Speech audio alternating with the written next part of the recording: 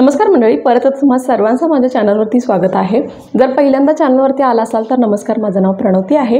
मी makeup videos, skin care videos, hairstyle videos आणि भरपूर सारे मेकअप हॅक्सचे व्हिडिओज बनवत असते।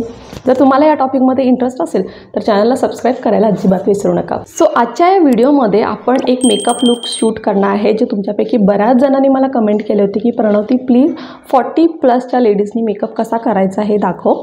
आणि मला हा व्हिडिओ बऱ्याच दिवसांपासून करायचा होता, पण स्वतःवरती करायचा नव्हता। त्यामुळे आज we have someone else on my channel जे 40+ आहेत आणि त्यांच्यावरती मी हा मेकअप शूट करून दाखवणार आहे। आज लकीली ते मला असंच म्हटले की प्रणवती मला तयार करशील का, आणि मी त्यांना विचारलं की दीदी मी तुम्हाला शूट केलं तरी चालेल का, and she was so happy. त्यामुळे आय एम रिअली हॅपी की आज आपल्याकडं we have someone else with me to get the makeup done. आणि तुम्हाला दाखवणार आहे की कसं करायचं 40+ जर तुमचा एज असेल तर त्याच्यावरती मेकअप कसं करायचं हे मी तुम्हाला दाखवणार आहे। आणि आय होप तुम्हाला हा व्हिडिओ हेल्पफुलसुद्धा वाटेल। आणि आपण आता व्हिडिओ क्विकली स्टार्ट करू। आज आपल्या चॅनलवरती आहे विजू दीदी आणि आज मी यांचा मेकअप करणार आहे, तर आपण क्विकली स्टार्ट करूया। सगळ्यात आधी मी स्किन केअर करत आहे। दीदींनी फेस वॉश केला आणि त्यानंतर मी यूज करत आहे हा प्लमचा टोनर मेकअप करण्याच्या आधी नक्कीच लावावा, कारण मेकअपसुद्धा लॉंग लास्टिंग राहतो आणि जास्त स्वेटिंग होत नाही। त्यामुळे मी टोनर यूज केलेली आहे। आणि त्यानंतर मॉइश्चरायझरसाठी वॅसलिनचा डीप मॉइश्चरायझर यूज करत आहे, कारण दीदींचा स्किन टाईप हा ड्राय आहे। त्यामुळे मॉइश्चरायझर लावणं हे खूप गरजेचं आहे। आणि जेव्हा तुम्ही मॉइश्चरायझर लावता मेकअप हा तुमचा ड्राय दिसत नाही, हायड्रेटेड फेस दिसतो। त्यामुळे मॉइश्चरायझर नक्की लावायचा। त्यानंतर प्रायमरसाठी परत एकदा मी इल्युमिनेटिंग प्रायमर स्विस ब्युटीचा यूज करत आहे। हा क्रीम बेस्ड असल्यामुळे ड्राय स्किन टाईपसाठी खूप छान असतो। त्यामुळे मी हा प्रायमर यूज करत आहे, फेसवरती लावत आहे आणि त्याची एक लेयर क्रिएट करत आहे। आणि प्रायमरसुद्धा स्किप करू नये, कारण मेकअप हा लॉंग लास्टिंग राहतो आणि प्रायमर हा मेकअपमधला सगळ्यात पहिला स्टेप असतो। आणि आता त्यानंतर बेससाठी मी BB क्रीम यूज करणार आहे। त्यासाठी मी हा कलर बारचा BB क्रीम यूज करत आहे। हा परफेक्ट शेड आहे दीदींच्या स्किन टाईपसाठी। तर हा मी सगळ्यात पहिला लावून घेत आहे आणि त्याला ब्लेंड करण्यासाठी ब्युटी ब्लेंडर यूज करत आहे।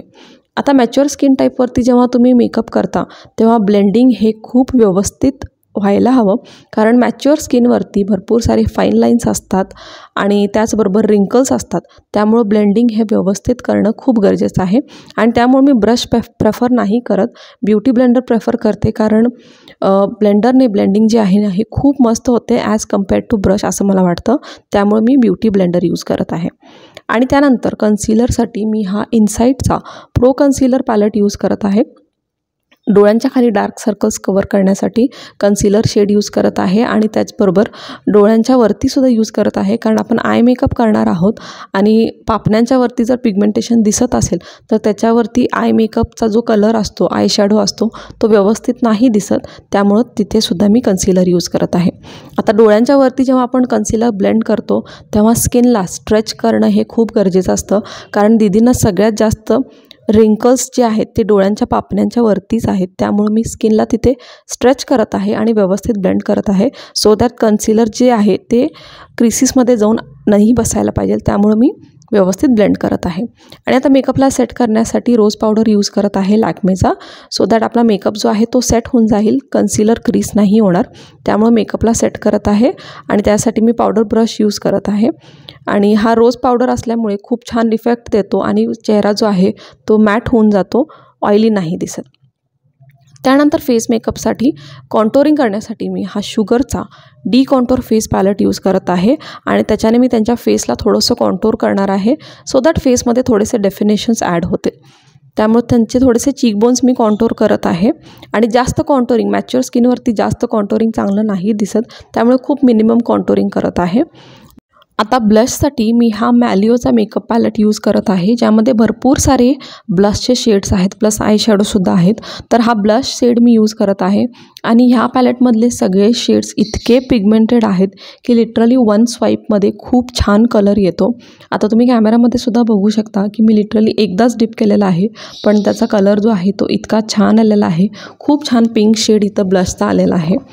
आणि आता त्यानंतर हायलायटरसाठी मी यूज करणार आहे मास्टर क्रोमचा हायलायटर.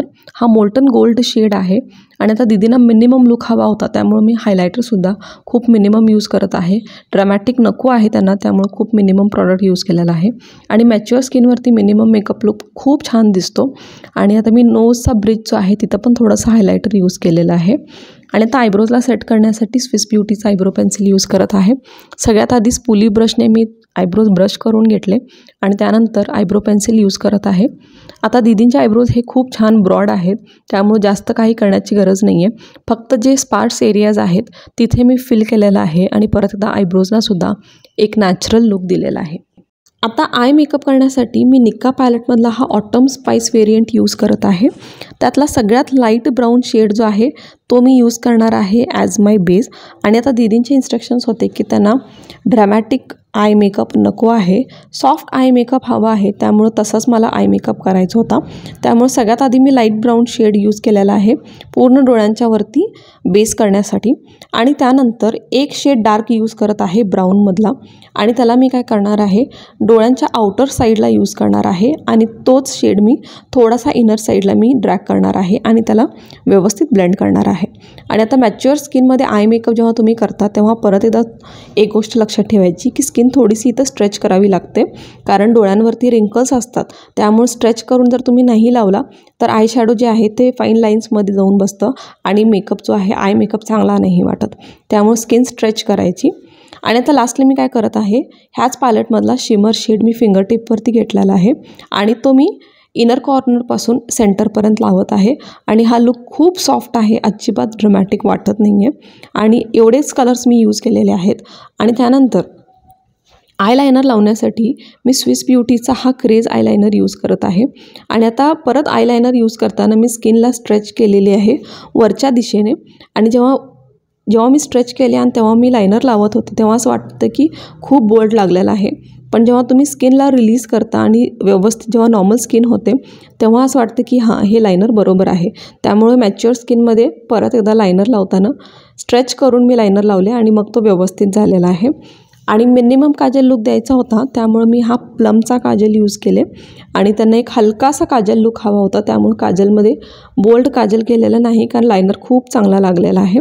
आणि आता लास्टली NY बेचा मस्कारा यूज करत आहे सो दॅट डोळ्यांवरती थोडंसं मस्कारामध्ये वॉल्यूम क्रिएट होईल. आणि त्यांना हा आय मेकअपसुद्धा खूप आवडला होता. आणि आता मेकअपला लॉंग लास्टिंग ठेवण्यासाठी मेकअप फिक्सर यूज करत आहे. हा सुद्धा स्विस ब्युटीचा आहे आणि ह्याच्यामुळे मेकअपसुद्धा खूप वेळ टिकून राहतो. आणि लास्टली लिपस्टिकसाठी सगळ्यात आधी मी लिप लायनर यूज करत आहे मार्सचा, ब्राऊन शेड आहे हा.